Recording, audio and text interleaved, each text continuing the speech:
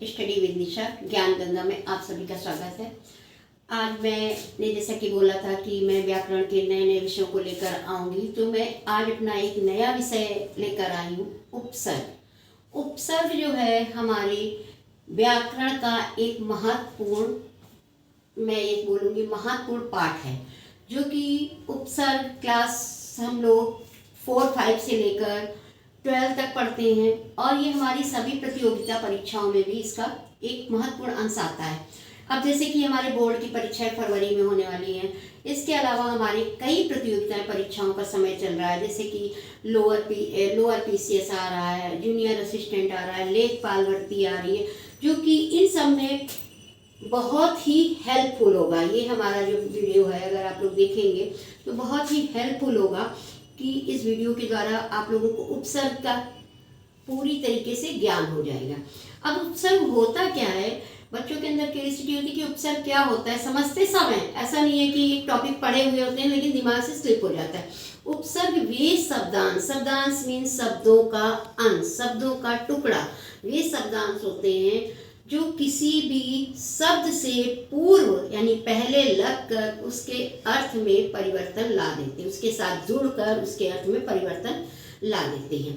यानी हम व्याकरण, लेकिन ये मैंने अब जनरल भाषा में समझा दिया, साधारण भाषा में समझा दिया, लेकिन इसका जो अगर हम व्याकरणिक भाषा में जाएंगे तो इस तरह से हम कह सकते हैं उपसर्ग वे मूल शब्द होते हैं जो हम शब्द के प्रारंभ में जुड़कर उनके अर्थ में परिवर्तन ला देते हैं या उनको बिल्कुल परिवर्तित ही कर देते हैं, जैसे उन्हें उपसर्ग कहते हैं। जैसे कि मैंने एग्जाम्पल दिया है मैं बोर्ड की, जैसे धर्म, धर्म क्या है, हमारा मूल शब्द है। धर्म एक मूल शब्द है और इसके आगे अगर हमने लगा दिया प्लस करके आ लगा दिया तो ये हमारा क्या बन गया, आधर्म। तो इसका पूरा अर्थ ही चेंज हो गया, इसका पूरा मतलब अर्थ ही चेंज हो गया, इस पूरा सेंटेंस जो हमारा शब्द है परिवर्तित हो गया। इस तरह से हम जैसे एक और एग्जांपल है विदेश, विदेश, जैसे देश, देश हमारा मूल शब्द है, अगर इसके पहले हमने वी लगा दिया तो विदेश हो गया। मान, मान हमारा मूल शब्द है, इसके पहले मैंने अप लगा दिया तो वो हमारा अपमान हो गया, इसके अपोजिट हो गया।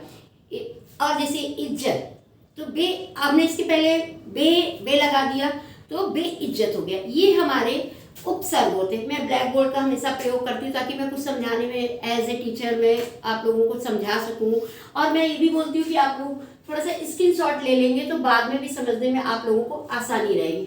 अब आता है कि उपसर्ग के प्रकार। उपसर्ग देखिए कई प्रकार के होते हैं, मूलतः 5 प्रकार के होते हैं। पहला हमारा होता है संस्कृत के उपसर्ग। जो संस्कृत भाषा के उपसर्ग होते हैं उनको हम, संस्कृत भाषा के जो शब्द होते हैं उनको हम संस्कृत के उपसर्ग, संस्कृत शब्दों के यानी पहले लग जाते हैं जो उपसर्ग, उनको हम संस्कृत के उपसर्ग कहते हैं।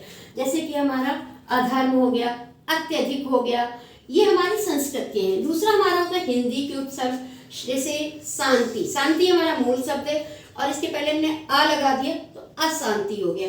और अमर, मर हमारा मूल शब्द है, इसके पहले मैंने आ लगा दिया तो अमर हो गया।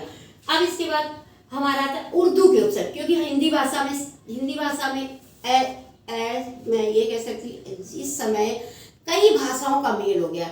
उर्दू भी आ गई, अंग्रेजी भी आ गई, संस्कृत भी आ गई, तो पंचमेल बन गई, खिचड़ी बन गई है हिंदी। लेकिन क्या है उर्दू के उपसर्ग, जैसे बखूबी, खूबी हमारा क्या है, उर्दू शब्द है। अब इसके आगे हमने लगा दिया ब तो बखूबी हो गया। बदसूरत, सूरत हमारा उर्दू शब्द है, बदसूरत हो गया। ये हमारे उर्दू के शब्द है। अब अंग्रेजी के शब्दों का भी हम लोग बहुत ज़्यादा प्रयोग करते हैं हिंदी में, जैसे सब इंस्पेक्टर, इंस्पेक्टर हमारा मूल शब्द है, अब इसको हम सब लगा दिए तो सब इंस्पेक्टर। उप अधीक्षक, उप हमारा जो है क्या है, उपसर्ग है, और निरीक्षक हमारा हिंदी शब्द है, निरीक्षक हो गया, उप निरीक्षक हो गया। अब ऐसे क्या कर सकते हैं, संस्कृत के भी अव्ययों का प्रयोग करके भी हम उपसर्ग बना देते हैं, जैसे हमारा पुरस्कार, ऐसे अव्यय शब्द जो कि परिवर्तित नहीं होते हो, किसी भी काल स्थिति या किसी में भी रूप में रहे, वो हमारे एज इट इज बने रहते हैं। तो वो हमारे, तो अब इस तरह से हम बता सकते हैं कि संस्कृत उपसर्ग के कितने प्रकार होते हैं, 5। संस्कृत के उपसर्ग, हिंदी के उपसर्ग, उर्दू के उपसर्ग, अंग्रेजी के उपसर्ग, संस्कृत के अव्ययों का भी हम उपसर्गों के रूप में प्रयोग कर सकते हैं। इस तरह से उपसर्ग का कॉन्सेप्ट हमारा क्लियर होगा। और मैं आप लोग पढ़ेंगे, इसको समझेंगे। मैं थोड़ा सा साइड हो जाती हूँ तो आप लोग स्क्रीनशॉट भी ले लेंगे, तो ये आप लोगों को बहुत हेल्पफुल होगा। और मैं इसी का उपसर्ग और प्रत्यय साथ साथ चलता है। अब मैं नेक्स्ट वीडियो जो बनाऊंगी अपना, वो प्रत्यय को लेकर, उपसर्ग और प्रत्यय होता क्या, फिर उपसर्ग और प्रत्यय का साथ साथ प्रयोग कैसे होता है, इसके बारे में भी मैं बताऊंगी। और मैं आशा करती हूँ कि आपको मेरा वीडियो पसंद आ रहा होगा, क्योंकि कई कॉल भी आते हैं, कई मैसेज भी आते हैं कि मैम वीडियो बनाइए उपसर्ग का, प्रत्यय का, समास का, संधि का। तो मैं धीरे धीरे, और बहुत बोरिंग नहीं बनाती बहुत लंबे टाइम के लिए, ताकि आप लोग बोर हो जाए कि फिर उसको बंद ही कर दें। आप लोग इसको देखेंगे, जो एक एक चीज़ का कॉन्सेप्ट क्लियर होगा, तो मुझे भी अच्छा लगेगा कि मेरी मेहनत थोड़ा सा रंग ला रही है।